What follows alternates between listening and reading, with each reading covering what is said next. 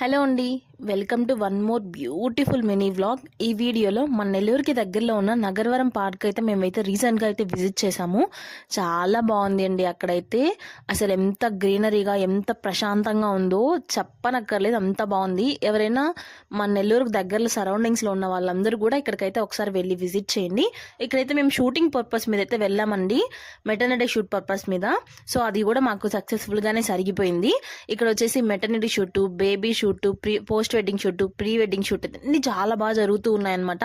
ఎందుకంటే గ్రీనరీగా అవంతా కూడా చెట్లు, పార్క్ అంతా కూడా బాగుంది కాబట్టి చాలా బాగా వచ్చాయి ఫొటోస్ కూడా.